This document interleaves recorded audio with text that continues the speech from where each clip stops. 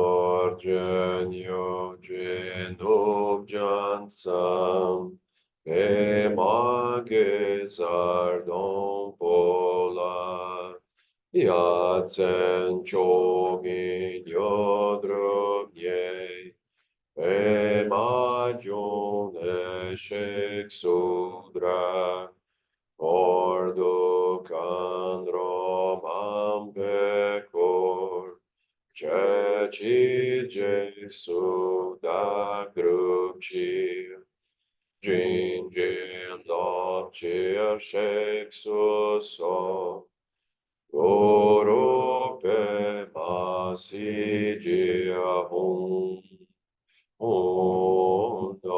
argenio genum jansam, e magis ardom pola, iacen chogin iodrum ye, e magium ecce sudra, ordo candrom ampecor, Ceci Jesu da cruci, Angela Sexus o Oro Masigia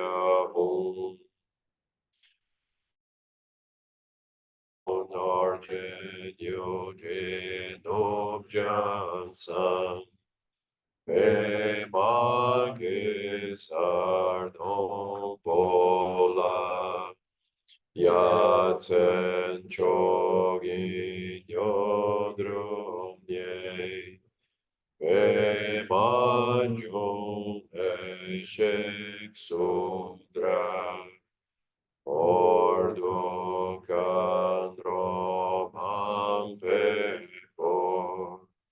ceci Jesu da cruci, Ginge lapcer sexus o, orope pasigia Sange chodan sochi chodam la, jancho bardo dagi chapsuchi, dagi jen soju personanchi, drola penchir sange dropa harsho. Sanjay Chodan Sochi Chodan La Joncho Bardo Dagni Chapsuchi Dagi Jin Soji Pe Sonanchi Drola Penchir Sanjay Druparsho Sanjay Jordan Sochi Jordan La Jonjo Bardo Dagni Trapsuchi Dagi Jin Soji Personanchi Drola Penchi Sanjay Drupasho